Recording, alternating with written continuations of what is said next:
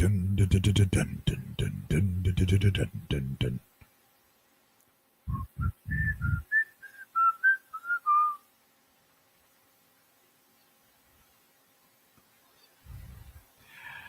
Good afternoon, East Bay Raider fans. Did you like how I've glossed that today, fellas? This is East Bay Raider week still.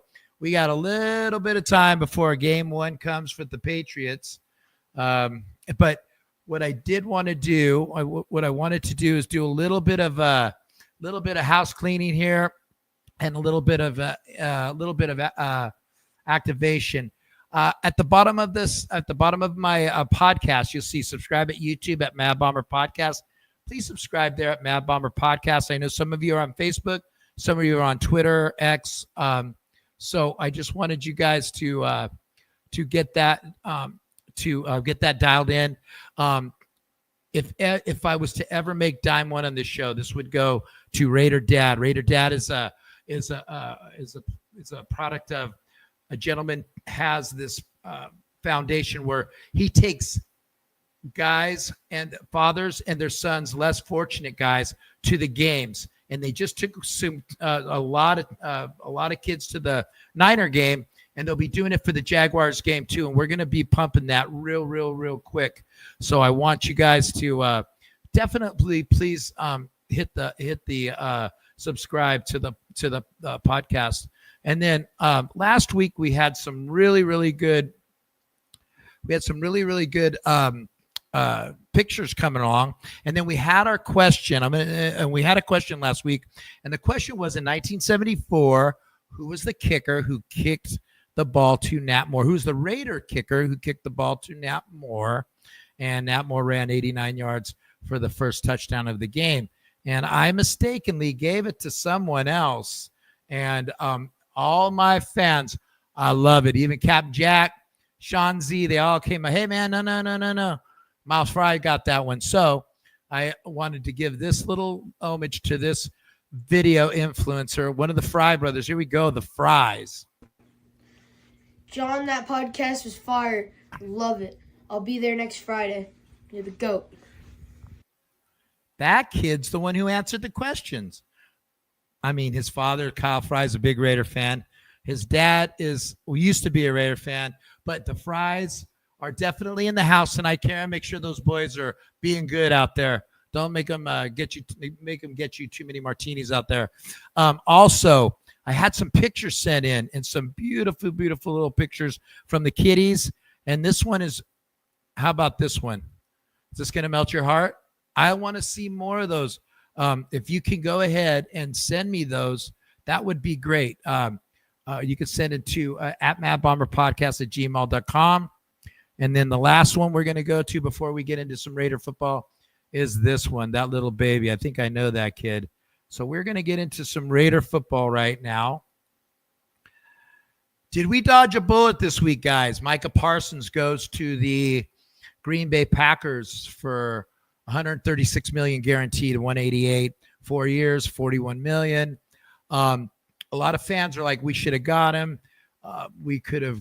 They got 2 number 1 picks for him. Should we have traded 2 number 1 picks for him? I mean, I don't think so. I think it would have been. I don't think it would have been smart right now. The Christmas tree the Raiders' Christmas tree isn't ready for the Micah Parsons angel on top yet. We still have a lot of balls to fill in and see where our team actually is before that kind of player comes to our team.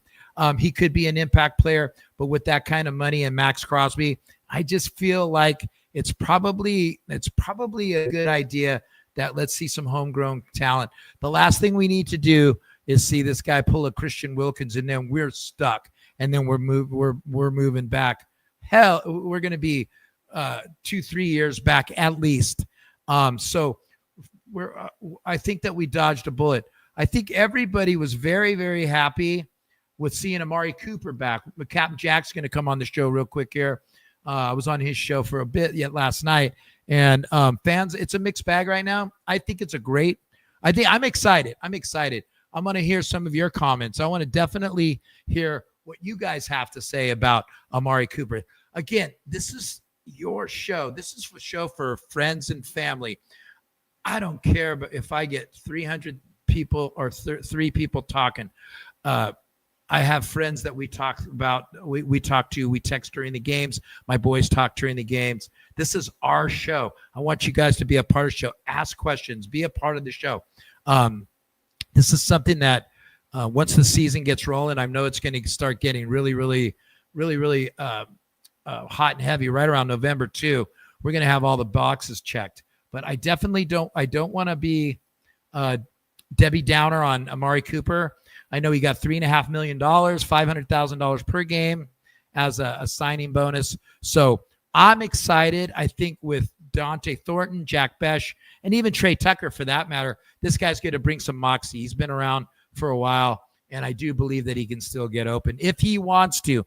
I'm sure Captain Jack's going to be all over that too. I definitely think that this guy is going to be somebody that we want to we're going to lean on for Dante Thornton. So I'm going to introduce my my guest today, our guest. This is our show, Spicoli. This gentleman has a different path to being a Raider fan. He's going to explain that. Not like most of us. It's definitely going to be one of those it's going to blow you away what he does. This guy goes to most games. He will be in Foxborough next week to see the Patriots. He will also be with me, row 1, seat 1 and 2 on the Raiders side when we visit the Kansas City Chiefs versus your Raiders in October. And this is going to be my first trip to Arrowhead Stadium, so I'm really looking forward to it.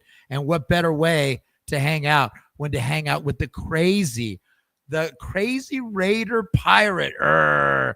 This guy is what you call the real deal. He goes to drafts.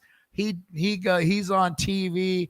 He's what you call our pirate, the one and only Captain Jack. And I'm going to pull him up right now when my clicker says yes. Technical difficulties. Y'all know how that goes. Captain Jack, what's going on, big dog? Yarg. And I will say for all of the folks that are and you got East Bay in the house a lot, I will give my best. I'm not the original pirate because that is the one and only Oaktown Azell. And again, may Azell rest in heaven. And I'm not a copycat. I'm my own dude. And when I came out, and I've been wearing the gear for over 20 years. And when I came doing all my stuff, people were like saying, "Oh, you're copying Oaktown. You're copying Oaktown." And I'm like, I have no friggin' clue what you're talking about, because it took me a while to actually be in Oakland for a game. I was still in the Navy, and I was Captain Jack, but I wasn't fully decked out Captain Jack because I was still active duty. So I didn't have the long hair. I didn't have the beard. You know, I was Captain Jack pre being, salty. Okay. I was still salty, but I wasn't the guy you see in the pictures. And I got a chance to meet Azell. I think the first time was in New York, and I had heard a lot about him, and he had heard a lot about me, and we met, and it was fantastic. And I like the old thing, yin and yang, black man, white man, East Coast, West Coast, Army guy, Navy guy. We just really completed each other in that. I don't know what that you complete me. What movie line is that? Whatever. I don't remember that either. But yeah, and again, great gentleman that he is, and it was a really hard. It was a really hard loss. I had seen Zell's last game was over in London. Was seeing the Raiders in London. I was with Zell that game, and then we had I think that was the game that old boy didn't even make the flight back. They fired him. Yeah, took a separate flight. The guy with the Dennis Allen. Okay, Dennis Allen, Tony Sperano came in. Mister, what is it? Sharpie behind you. I don't have a behind the visor. Yeah. If I had a Sharpie, I'd show up. But yeah, he didn't even make the flight home. But on that loss, and like it was like right before the next game, we didn't get a chance to have Zell at that game because his death was like right before that next. It was like not even 2 weeks later. What was your first Oakland game, Cap? Wow. Let everybody know where you're actually from.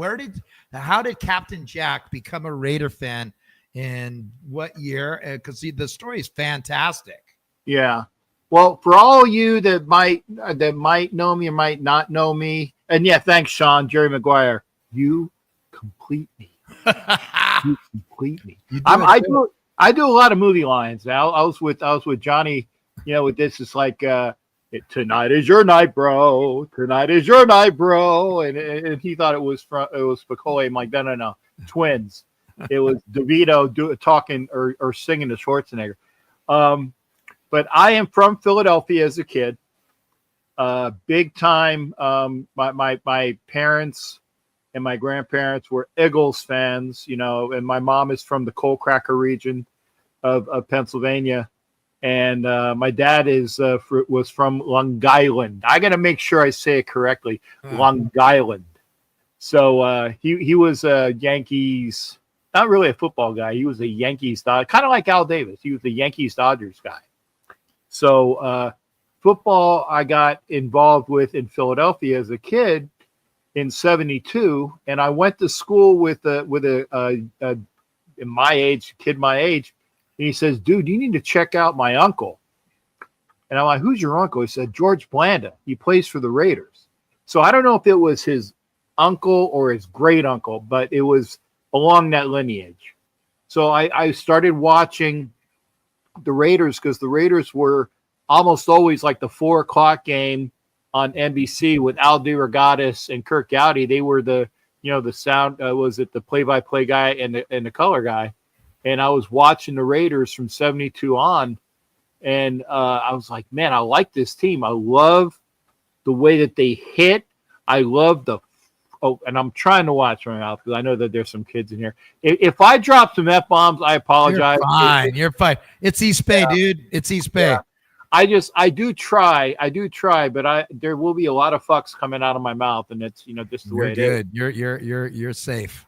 But it was Al DeRogatis, it was Kirk Gowdy, it was the 4:00 game, and the Raiders kicked ass. And of course, Blanda was on that team. That was one of his twilights to his career. I think he won like 7 games that year where he either kicked a field goal or he came in as the backup quarterback. 1970. Oh, okay. Well, then it was 2 years after that was when I really started to get into that. But yeah, Al Davis, of course. But George Blanda is the reason why I'm a Raider fan to this day, because his nephew. Now, if we're going to talk sports, and I have it right here, I love my Phillies. I love my Flyers. I have a Flyers hat around here somewhere, but I just don't want to, show my belly to get it. But love my Raiders. And for those that don't know, this is the Raider Hall of Fame, East Coast. Okay, this is my studio, and pretty much everything you can shake a stick at is Raider. I love that picture of Freddie and Kenny and the Super Bowl right there. Oh yeah, and the TV. Those are Raider. What do you call it? Fucking what do you call them? The things on top that make air. Oh, you're talking about the fins there? Yeah, the fan blades. There you go. Okay. That is not a Christmas tree. I don't think you can see it. That is a Raider tree, and it stays up in the room 365 because it's filled with all Raider stuff.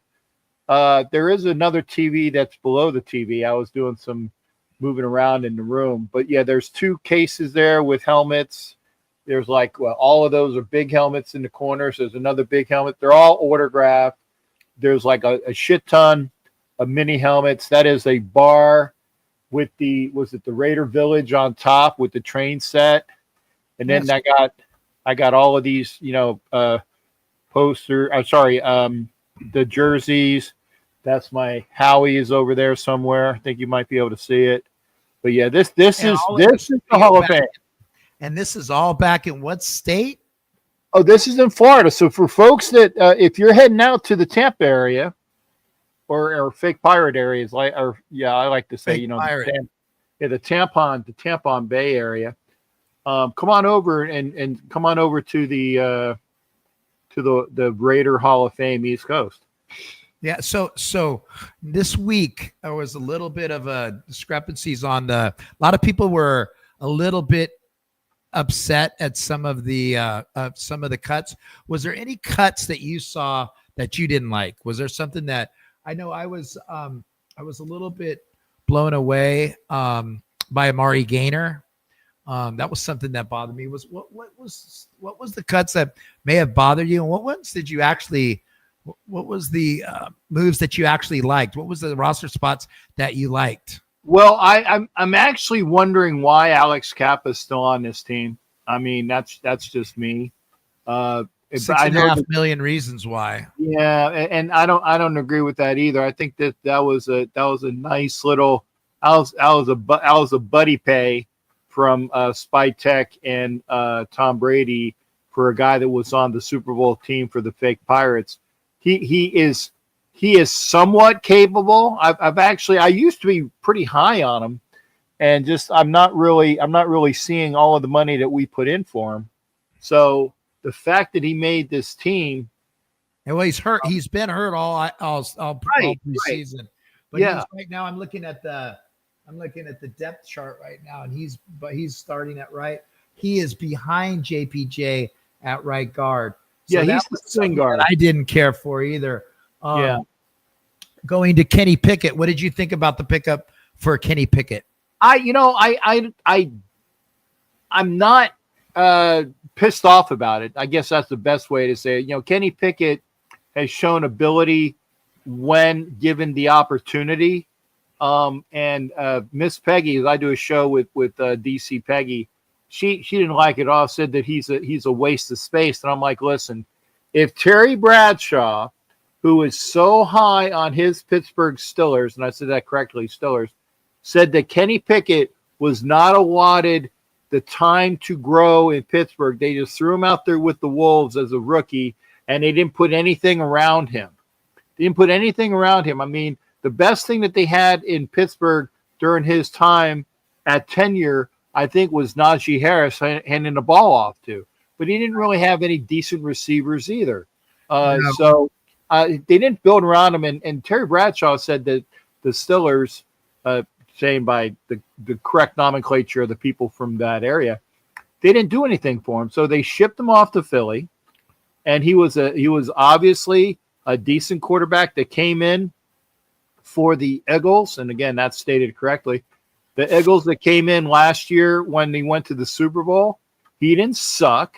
So you can't say that he sucked when he was on the field, but he wasn't what they were looking for to back up Hurts. So they went out and got McKee as the backup, the kid out of Stanford, I believe, or one of those places, or Berkeley or Cal. What I think happened is he is in the last year of his contract, and I think that they wanted to get younger. I think for us, this is going to be a perfect backup quarterback position for us, because I just saw something this week. I think we talked about Jackson Dart, and the Giants are going nuts to get him in there. But one of the guys on NFL Network, I forget who it was, made a good point. Said this guy, if he comes in the game 3, fourth quarter, 3 minutes left against a team like the Ravens, you got this rookies are going to see some different stunts, some different defenses, and all of a sudden that play clock's going 10, 9, 8, 7, 6. The game doesn't slow down for him. I believe that any rookie, unless they're just have to go in and play, needs to watch that game from the sidelines. See Brock Purdy. He was a guy that got to watch the game from the sidelines.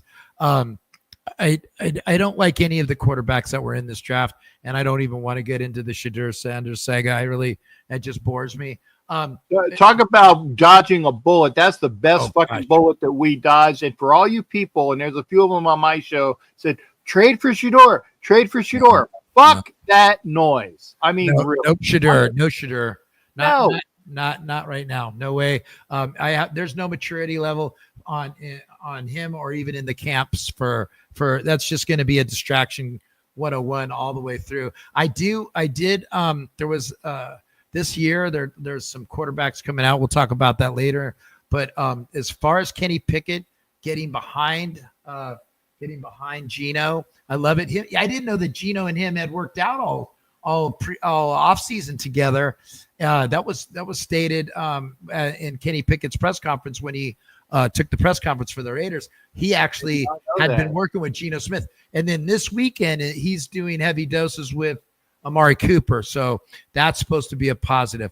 Again, it's wait and see. I'm not getting too high. My kids know that I was definitely a Kenny Pickett guy coming out. Pittsburgh definitely liked him a lot, and they drafted him, and his record wasn't that bad as a rookie starting. And you know what? May I ask? Because again, I'm assuming because I'm an Intel guy, and when you pick up things, it's like Geno went to West Virginia, Pickett went to Pitt. So if they're in the same area, I can see how that came about. It makes sense when you line everything up. Yeah.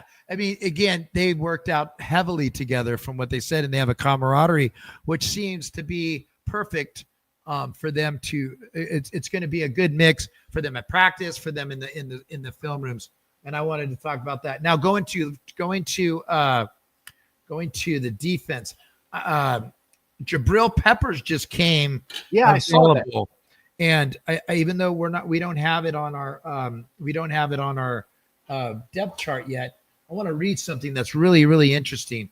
One of the guys that I follow on Twitter said, essentially, if we got Jabril Peppers, we could allow the Raiders to run just two cornerbacks on the boundaries and put Chin basically playing a cornerback on the outside to help from soft zone, cornerback on the inside to help with a linebacker. Peppers and Polamalu. Let me see. Polamalu. Polamalu. Can rotate between free safety and strong safety. So I don't want to dive into that because it's something that hasn't happened yet, but that seems to be something that makes sense. I've seen so many. Again, this show, like Captain Jack show, we are not TMZ. We are not going to take shit, throw it on the wall, and see what sticks. And then go, see what? We told you this was going to happen. We're just giving you common sense options right now. And common sense looks like Jabril Peppers could be a possibility for guys who are out there that really do like football. And we're going to ramp into football starting week 1 and stuff. Right now, we're running down memory lane and hanging out a little bit. We're just all over the place right now, we're having fun. This is what I love to do. But Jabril Peppers is very intriguing. I mean, it wouldn't be a bad idea to get him for week 1. I mean, look who we're playing. So that was something that I liked. I saw that, and there's another safety that just got released too, and God forbid I can't remember his name. I think he played. He played for the Panthers. He was just cut by the Falcons. He's a first rounder as well, and basically they said the same thing. Like what Jabril Peppers is like. He's a good safety to throw in there so that you don't have to worry about losing Chin in inopportune times. And again, I apologize, folks. I do not remember his name, but he's a first rounder that just didn't even make it. It was cut. The Falcons were looking to bring him possibly back onto the practice squad, but if he makes sense, and I like Peppers too, then this guy. Again, I wish I could remember his fucking name, but I don't. There's still a safety and a corner, but definitively a corner away from being a solid defense. Because I'm sorry, I'm Stokes. You know, be sure to get out your prayer shawl and go see the rabbi, and go see the Catholic guy and the priest, and go see him early on Sunday. For you Jewish people, go see a rabbi on Saturday, right, in your prayers, and pray that the corners for the Raiders are not going to totally implode, because that is something to be very concerned about. Well, I heard a lot of people think we're going to be Cincinnati Bengals 2024, where we're going to have to outscore everybody. I see that. I could see that too. I could see that. I could see though that we're going to have games because our front seven looks really, really good. I'm telling you, even on I'm looking at the base 4-3 that we're looking at right now, and they have Laula starting, Max Crosby, Laula, Butler, Coons, Pratt, Roberts, White, Porter, Chin, Palamau, and Eric Stokes and Darnay Holmes. That's who they have. I'll tell you, the guy I'm really excited about is JJ Pegues. Guy from Ole Miss, scored touchdowns. He's not the refrigerator, but he is kind of a refrigerator. He's what the Detroit Lions would usually use. You know, they get a big guy handling the ball who's athletic, who can actually catch too. In fact, his last year in college, he was pissed because he didn't get a catching touchdown. The problem with JJ Pegues is he's got Allen Iverson syndrome, allegedly, and he's got a clean slate with me. But I have in the back of here my 64K, and I heard he's in practice. We're talking about practice. Not a game. Not a game. That's right. It's practice. And so I'm definitely got one eyeball on him and one eyeball on the on his after school program, and that's something that I'm very intrigued by. Were you blown away that Cody Lindenberg was retained? I actually thought that was going to be one of the guys that they were going to cut for the 53 and then get him onto the practice squad. I didn't see unless, and now granted, I will say the very last game, game 3, I saw a lot more positivity with Lindenberg, because he was like a ghost or something not to be really seen the first 2 games. The last game, he made a lot of decent impacts, or flying to the ball and being around the ball. So I'm pretty sure that's one of the reasons why he made the roster. And you were talking about Gator. I'm a Gator, folks. So the fact that, Bernie got let go, and I said, okay, well, at least we kept the other Amari, which was Gaynor, and Gaynor made the team last year because of the last preseason game. Gaynor could cover. It's still going to be, unless you have Devin White being that cover guy and Jamal Adams being that blitzing guy, you're going to have to mix and match with what you want in that linebacker core. Jamal Adams to come in and blitz, and Devin White to go and cover people. But, you better be in the right coverage. God forbid you have Jamal Adams in there when they throw on you. Especially if they're throwing to the back out of the backfield on a screenplay, because Jamal is a great blitzer, but I could see them kind of teasing that side. And again, back to Jabril Peppers. Then we got 2 safeties over the top right there, and you got you got Jeremy Chin, who back in our day, back in the 70s, young men, we used to call that a monster back. That was what we would call a monster back. I remember the guy who I hated the most was John Lynch, but he actually played it the best when he was in Denver. He used to play the great monster back. So with that said, I always was like, Jeremy Chin could be that guy who could come up and lower the boom and actually slide to the weak side if they're gonna blitz Adams a lot. And it looks like they are. It looks like, they gave full sample size of that in the preseason. They may cheese back a little bit for the first game, but that's going to be a part of it. He knows how to blitz very, very well. God bless Robert Spillane, but that guy could not blitz to save his life. And we have just not had a guy since the guy who went to the Lions. He used to come in. Meek Robertson used to do some really great corner blitzes. And then, of course, Charles Woodson. Right. Who can ever forget that? Then back to the Eric Stokes I mean, it's sample size.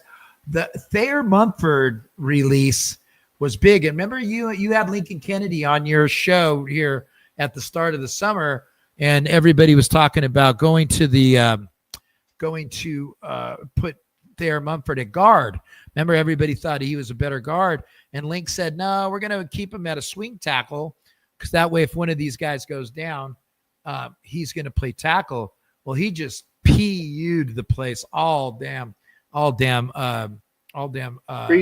Yeah. He was horrible. That last game, it was just nothing but garbage. And I mean, they brought in Stone Forsythe. I did watch some film on Stone Forsythe. I mean, again, we talk about the cornerbacks being a little bit thin. Our offensive line could very well be the same way. That's going to be something I'm worried about. I tell you, as long as we, and I hate this is for every NFL team, as long as we stay healthy, I seriously think that for the Raiders, as long as the Raiders stay healthy, yep, they will win a lot more games than definitely they will double their win total we won 4 last year. If they stay healthy, the win total of getting 8 is easy because they have the capabilities with the offensive line that we saw when we did see it kick in, and the position players, the outside guys, the running guys, the wide receivers, things like that. If they stay healthy, they're going to win a lot of those games. Like you said, it's going to be one of those old 70s San Diego Chargers where you win 40-38. It's going to be one of those type of things. You're going to have to outscore people. But do you hear that? Ding, ding, ding, ding, ding, ding, ding, ding, ding, ding, ding, ding. What is that, John? What is that? That is what, the secret word? Trivia question time. I got to get a trivia question. The trivia question today is sponsored by Johnny's Donuts. We are the official, unofficial podcast of Johnny's Donuts. Go get your killer donuts tomorrow. Make it a chocolate one. Question: is everybody ready? And I'm going to watch the comments today because last week was my first week. Okay. Who was the defensive back coach in 1970? All right. You guys find that out. We're going to watch the comments. Cap Jack, I didn't give you a lifeline before the show, so you're definitely able to wow. Yes, you are definitely able to catch that. I'm going to say this again. My knowledge, my personal knowledge. Yeah, that's a good guess. Charlie Sumner being like he was the overall defensive coordinator. So that's possible. And by the way, sorry, it's Sumner. It's not double. It's MN. Typing fast. Look, in Dublin, we only knew 2 things: how to measure in quarters and eighths. Okay. So spelling was not our cliche. We knew which motorcycle clubs were which, and where the Dublin police station was. So Richie McCabe. Okay, well, it looks like we either don't have a lot of people out there, or we got the stump alert. I don't know what we got. I thought Sumner was actually the defensive coordinator back then. No. So since we're going to go ahead, I'm going to answer this question first. Captain Jack, was it Nick Scott, Xavier Woods, Jordan Fuller, Lathan Ransoms were the safeties on Carolina? Oh, the ones that I was talking about? Yeah, I think you were talking about Xavier Woods, right? No, it's none of those guys. Okay. This guy was he was a first round pick of Ronnie the Panthers. Harrison? He was just released by the Falcons. Ronnie Harrison? Yeah, possibly. I think that rings a bell. He was just released by the Falcons, first rounder for the Panthers, and he is a hard hitting safety. So somebody actually got the right answer. I don't know if he had. This is funny. He nailed it. Huska. did that backfield if need a coach? I know what you're saying. I speak Dublin and I get it. So here's your answer. I'm the drummer. Oh, that's right. You're a drummer. The defensive backfield coach for the 1970 Oakland Raiders was John Madden, who served as the head coach of the team from 69 to 78.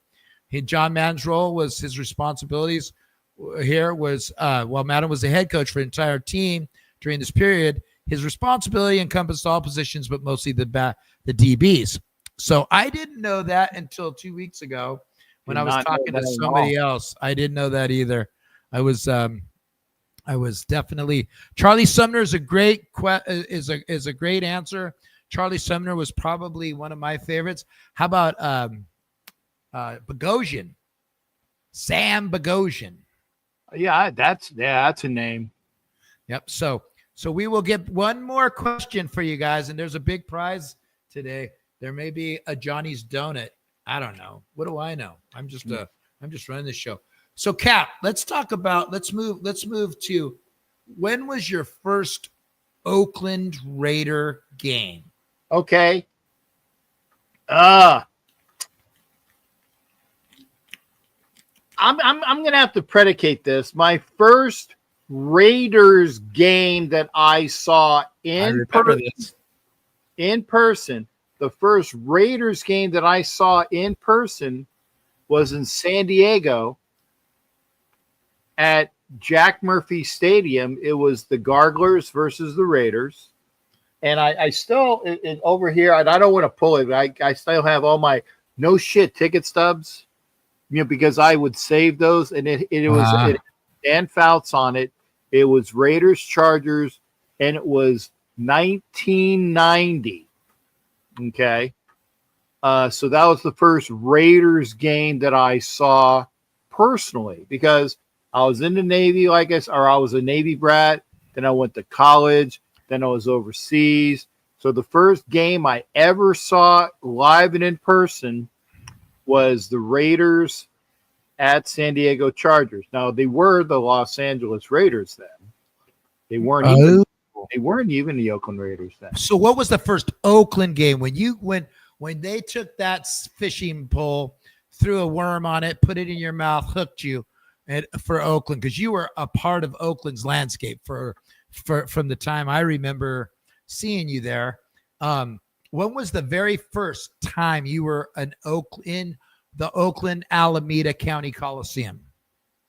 Actually, it was a Monday night game, and it would have been,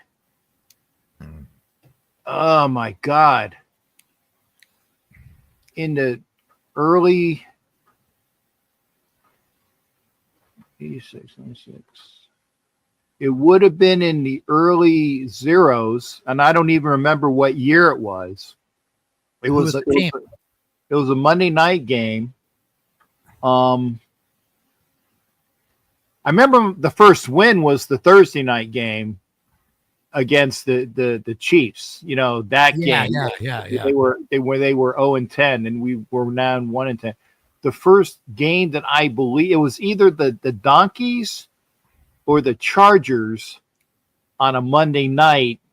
That was the first game that I got a chance to go to in Oakland, and I went lived with it was across.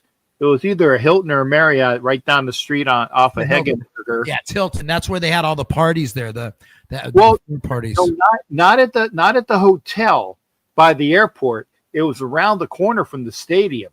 Okay.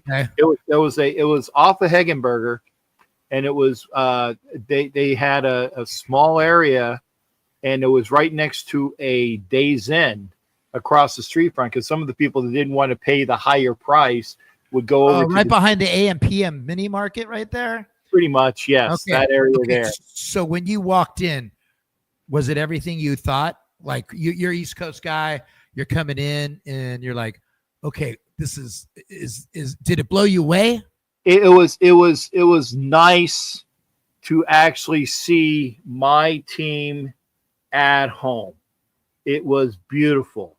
And yes, the folks that would really get into that, it was how horrible the stadium was. I get it. I didn't have the chance to get into how bad the infrastructure was, because to me it was all, this is the Palace. This is what I've been wanting to see for years and years and years. Because remember, folks, I'm East Coast, okay?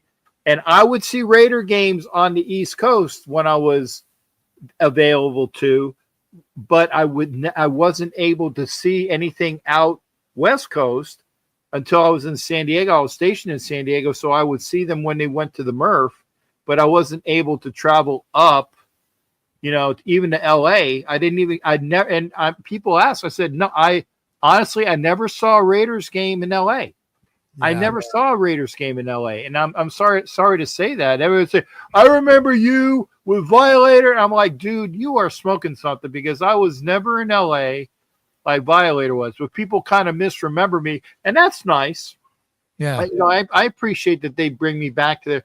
But I wish you would have seen a game in the Coliseum, but I didn't get a chance to. I saw it was definitely different. I mean, it was Thug Life, definitely. And it was funny because you'd have Bert Convy walking down the steps, and I remember Bert Convy walking down the steps with his new girlfriend, right? And which one? Whichever one. Well, she must have been like 10 years old, right? And I'm all, "Hey, Bert, is that your daughter?" And he turned around and gave me the look. And then again, you would see some fans that, in my opinion, weren't what I considered real Raider fans. But when you were in the Coliseum, where did you actually sit in the black hole? Well, the first couple times I went out there, I had seats. I sat with my buddy Rob Shipe, so we had seats in not a suite, but in like the club level behind the Raiders. He said he had club seats, so he sat there. And then another time I sat in the club section on the opposite side of the stadium. West Side Club.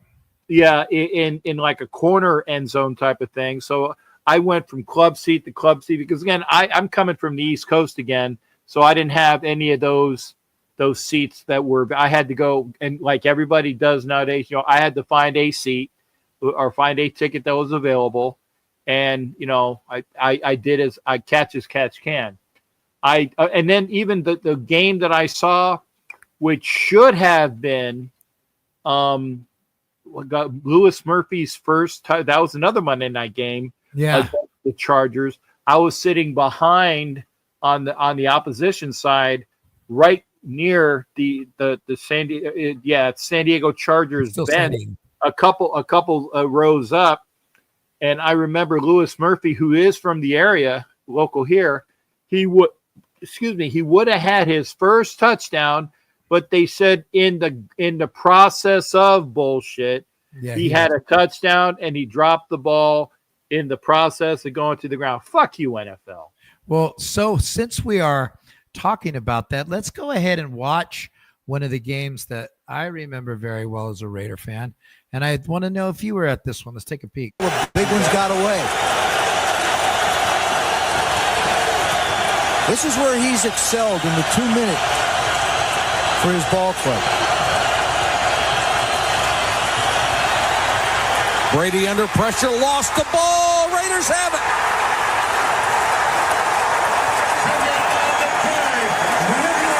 Chris Cooper knocked it loose. Boy, Chris Cooper gets through the line of scrimmage, and then he just reaches back and grabs the ball. And we're talking, remember the old tuck rule? Well, watch this one right here. The arm you're going to see, that's Cooper. That's not a tuck rule. He started to run with the football. And Chris Cooper just goes in and knocks the ball away. And Trace Armstrong. Yes, sir, Joe. There he is. Trace coming from the outside. Trace Armstrong. Oh, yeah. And it's, you hear the Trace Armstrong, Cooper, and then Little Howie. He was Little Howie. I had a lot of hopes for him. So check this one out. Same game. And since we're playing the Patriots, I kind of went a little early. I'm opening my Christmas presents on Christmas Eve. From the 2.5.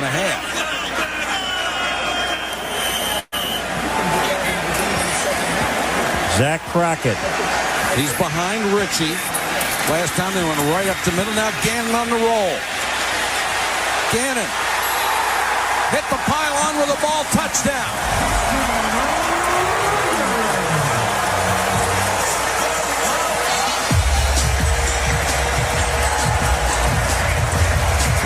You know what, Michael? What a comfort it is to roll out and have Frank Middleton, 700 pounds, in front of you. I mean, when Gannon runs his bootleg back to the outside, he's got him. Watch this. Look at 73. This is Middleton. And Gannon's right behind him. Boom, he turns, makes a block. Gannon gets a touchdown. That's a comfort zone. What set it up was last time they were down here, they went straight up the middle with Crockett, so he makes the play fake on the same look and then rolls out. Oh, that's just magic to my eyes. But you know what? You just sit there and watch them. You know, I'm looking at these stuff for the show, and it's like you see Gannon and the stuff that he did, and it's just like we haven't had anybody since that guy. And then you just look at Middleton, and I mean, if you really watch that play again, you see Seymour trying to rip our next Raider, our Raider here coming in the next couple of years, trying to rip Gannon's head off. But Gannon was a winner. The 70s Raiders were a winner, and we haven't had a winner since then. I'm sorry. I just am for you Kardashians out there. I just can't. After the 2016 season, he was hurt. When he got hurt, it was over with. And we have Geno Smith, and I think we're very, very, very, very lucky to have Geno. As long as he stays healthy, I think we're going to have a chance. But Cap, were you at any of those games? Were you at those? No, unfortunately, I said I was still either in the Navy or I was just starting out as a contractor here. I remember watching it. I remember watching it on TV over here at like the Buffalo Wild Wings. Actually, I remember watching that game at the Buffalo Wild Wings, and also the last game that Rich Gannon played, which was the fuck you Tampa game. Yeah, when he got destroyed on Monday night, where he got leveled. Last game, and it was the linebacker just took him out. And I remember watching that game, both of them at the Buffalo Wild Wings, because I wasn't able to go there. But the fact is that the Raiders had it. That was right after the Tuck Fuck, the year after the Tuck Fuck, and they took it to the Patsies. And they weren't technically the Cheatriots yet, because the NFL cheated for them the previous year. But then they got into the Cheatriots with, the Deflategate and Whistlegate and Spygate and all of those. So the Cheatriot thing, that was after that. The NFL cheated for him in the Tuck Fuck. And I wasn't at that game either. Did I ever tell you where I was for the Tuck Fuck game? No, he did not. I was on the USS Theodore Roosevelt in the middle of the North Arabian Sea, bombing the shit out of Osama bin Laden and all the boys there. And so that's where I saw in the chief petty officer's mess. And we didn't have CBS. We had the CBS feed, but we had, and God, this is going to sound racist as fuck. I'm sorry. We had Haji commentators overdubbing, because it was like Al Jazeera TV. Uh-huh. And the commentators were overdubbing Sims and Gumbel. So we saw the feed, and you can hear them in the background, but the Al Jazeera guys were overdubbing that broadcast. And I remember watching in the chief petty officer's mess, and I knew when Tim Brown got a first down on the other side of the sticks in the first period, the first quarter, he gets a first down about a yard and a half over, and they ended up marking him a yard and a half short. I knew we were going to get fucked. Well, then he dropped the third down pass, would have dropped. That game was over. And God bless Timmy. I love the guy, but that third down pass he dropped was definitely not something I remember. Cap, we're going to be getting off here pretty quick. I'm an hour long. Can you go ahead? Shit, I'd watch. I'd do this again at any other time. So. Oh, you're definitely coming back. Can you go ahead and tell me what you got planned this year? What your plans are for going to the Raider games? And then you also have something going on Sundays. Please go ahead and pimp everything that you do, because this guy is on a lot of shows. He's national. His shows can last up to 3 hours long, and they're all very good. Yeah, I try not to. But your guys have such good content, and you really, really know how to ring these guys in. But go ahead, Cap. Let's go ahead and talk about the 2025 season for Captain Jack Rackem. Yes, sir. Well, it starts next week. I will be driving from Florida up to Greenville, South Carolina, where I will be at Hollywood's house, Hollywood Raider, and we are flying from Greenville to Providence and back for the very first game. So we're at the first game in New England. Then we turn around, stay a couple days in Greenville, and then fly to Vegas and back for Greenville. And then we drive for game 3, like a couple, 8 hours or so to DC. And this was because Hollywood, I was originally going to drive all the way to fuck up to Providence and back, and then take a flight from Florida to Las Vegas back, then drive all the way to fuck up to DC and back. And he's like, dude, you're killing yourself. And I said, I didn't know how I was going to do it, because I am not as young as I used to be. And I used to be able to do that trick a lot quicker, but it's tiring. So he said, let's do this. And I said, thank you, sir. So we are doing that. So first games, it's basically out of Greenville, and I got a bunch of luggage and clothes I'm going to have with him. So those are first 3 games. Then I'm going to the Vegas game for week 4, going to see the Bears. I am at every Vegas game this year. Every Vegas game this year, I am at with you. We are going to Kansas City. That's an away game. I'm going to the Houston game away. I am going to Indianapolis away. So I'm going to, was it New England, DC, Indianapolis, Houston, and Kansas City.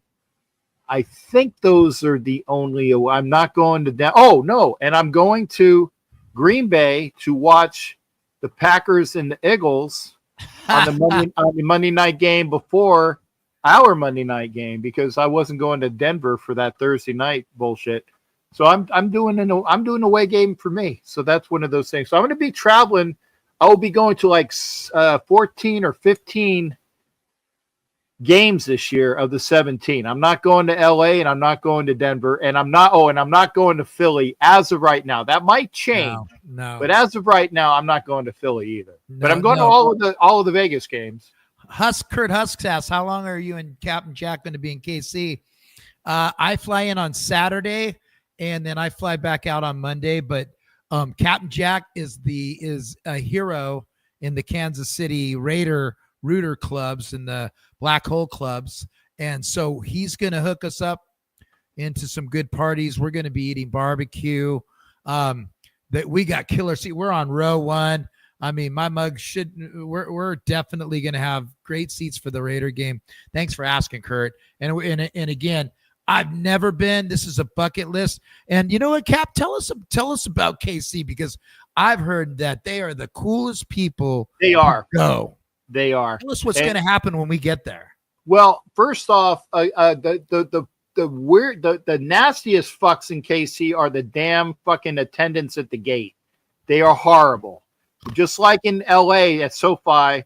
And I'm all about cops. I'm definitely send the Los Angeles County sheriffs, fuck them all, because they're fucktwats. Okay, they are horrible, and that's why I won't go back to SoFi. Denver, it's the other way around.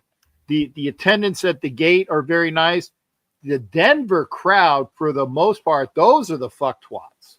Denver fans are just downright. But that stadium's brilliant. If you go to Denver, they have the home field advantage more than any place in the NFL. Their stands, that when you walk up their stands, it's aluminum stairs. And when the Raiders are on the field with the offense, they're just banging their feet on there. You cannot hear a pin drop next to you. And then when I would go back to Denver, they would say, as soon as the Denver got the ball, they would say, shh, Peyton at work, and there would be a baby, and Peyton Manning had a baby, cradling a baby, and you could hear a pin drop on the other side of the stadium. It was fantastic. They are great fans as far as they know when, and I hate their first down. Yeah. I hate it. But I'll tell you what, they know what they're doing. And they're a little snobby. I mean, they're kind of snobby, but they're horrible to me and to Hollywood and the people that dress out. They're actually like they threaten physical violence, and most of them are drunk off their ass. And I'm like, really, dude? I'm fucking 60 years old with a cane, and you're gonna come and kick my ass? Fuck you. And the attendants, the cops, they side with them. Yeah, I know. I saw the whole thing. So when we go to Kansas City, though, but Kansas City fans are wonderful. That's what I heard. That's why we're going. That's great. why John Sousa's going to Kansas City. Yeah, they're great fans. Yeah, very few are fucktwats. And again, folks, that's my word. But I've been using that a lot for bad things. But yeah, don't worry. The Dublin guys, the Dublin people in there are, for the most part, understand that language. So when we go to Kansas City, that's going to be a big deal. I may try to hit if we are good and we're in the hunt, I'm definitely going to try to go to Houston. There's a couple of things that I want to do in Houston, and that's going to be at the end of the season. Captain Jack, when you're done, when the Raider game is over, can you tell us a little bit about what you do after the games? Yes, sir. I will always have a Sunday show. So if you want to check out my channel, it's Captain Jack Rackem Levy. So just look for this guy. If you get Johnny Depp or any other fucking pirates for Captain Jack Rackem, you're at the wrong show. In fact, if you see that guy on the YouTube, that's pretty much what you need to see. Captain Jack Rackem, Rackem Levy. That's my YouTube. I do shows on my channel Sunday nights and Thursday nights. I do during football season. I'm going to be with Coach Defense on Tuesday nights. I'm going to be doing a show on my channel every Wednesday. I'm alternating my guest hosts on Wednesdays. And then Thursday, if you like this guy, he's going to be on with me on Thursdays, him and Raider Fester, giving a lot of good analysis for the Raider games on Thursday nights. And so I like to do that. And for Sunday after the game, usually 9 o'clock Eastern, 6 o'clock Pacific. It's usually like the Sunday night game is on. Come on in, because I got to get out of the stadium, and then I go to my hotel. We were doing it on site, but that's not happening. But stand by, that might happen again. But I do the things, talk about the game. We'll have if all you people want to bitch and moan or celebrate, come to my channel on Sundays for sure. And just come and have a good time with all the people that are there. Is that going to be at the Pizza Parlor, or is that to be determined? TBD. Gotcha. Okay. TBD. And again, well, if you do go to the stadium, very approachable, and both of us are very approachable, and he's definitely one of the guys that I've just met this gentleman less than 3-4 months ago, and just talking with this guy and his passion and what he knows, not only about football. This is just the tip of the iceberg. This is his sports knowledge is crazy. Captain Jack, I'm going to let you go. Again, love you, brother. You are the real deal, and you're my real pirate. I love it, man. Hey, for all the folks here, pimp this channel. I know I pimp this channel every chance I get. Let's make sure we get Johnny Sousa up to 1,000 subscribers. Every little bit helps. Get him to 1,000. He can actually make a nickel on this show. Go straight to Raider Dad. No problem. I'll take that. Slow and steady. I'm tortoise. I don't have a problem. We'll get there. Again, this is for my friends and my family, and you just became my family this year. And that's how it is. Even your the gentleman that interviewed me from your channel last week, what a great guy. He's a part of my family. I love him. Great guy. All right, Jack. I will talk to you. I'll talk to you this weekend.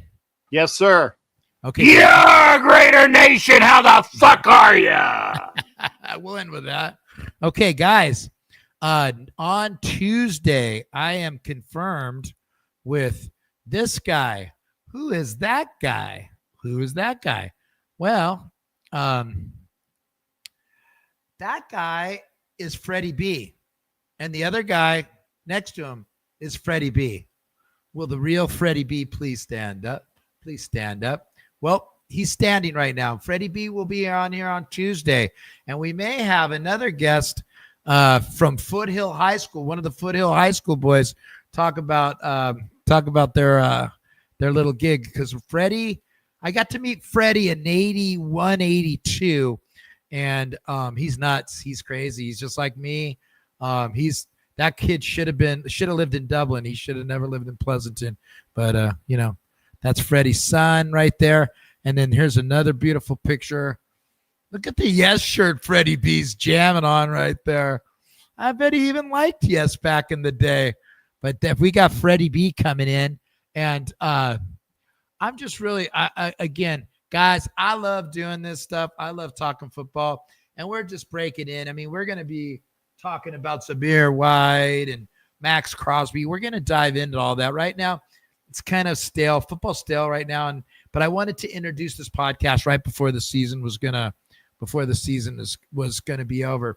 So with that, please subscribe at YouTube, but please send the pictures to madbomberpodcast@gmail.com. I love to get some more pictures because I was looking through some of them, and I went with kids this time because there was only one guy that sent me a decent picture. And again, I know I don't have a ton of viewers yet, and I get it. But guys, this is one of those things where I would like to bring our Raider community, our East Bay Raider community.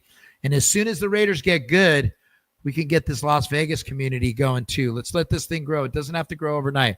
All right, guys, it was fun. Thank you, everybody. Thank you, Captain Jack, for coming on. And thanks for everybody that was here. And we'll talk to you on Tuesday, 6 o'clock with Freddie B.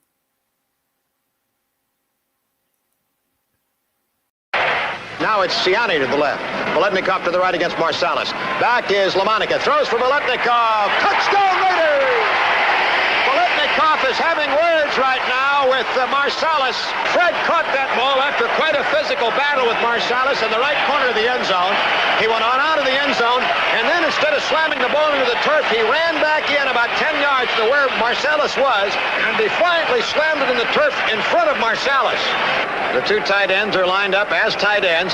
Back goes Darrell to pass. He's looking for Smith, but instead goes down the middle. Chester, touchdown Raiders! Holy Toledo, what a great ball!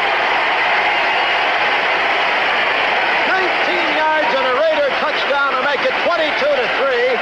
Chester had gotten free at the 5 and was all alone in the end zone 2 yards in. The Chargers now have a brilliant opportunity to put this game away. Here's Williams to the left, Garrison to the right, flanks right, Charlie Smith out to the left as a wingback, leaves only one back to block, that's Hubbard. Lamonica back, gets fine blocking, now he throws down the middle, Branch at the 20. Branch at the 18, tripped up, keeps going, reverses to the 15, he's at the 10, he dances down to the 9-yard line. First and goal to go Raiders. 1 minute and 30 seconds left to go, and hang on to your hats. Branch is still in. He goes to the right, slotted inside Biletnikoff. 5 defensive backs in there. Lamonica gives to Smith, sending him to the left. He's got Upshaw in front. He's at the 5. He's at the 2. It's a touchdown Raiders! Charlie Smith from 9.5 yards out. Oakland has gone in front. Clarence Davis is in for Charlie Smith. He's a deep threat on pass reception. Back goes Stabler to pass, steps away from the rush. He's going to run up the left side. 30, 25, 20, 15, 10, 5. Touchdown! Touchdown, Oakland Raiders! I'm sorry I've lost my voice. Kenny Stabler goes on.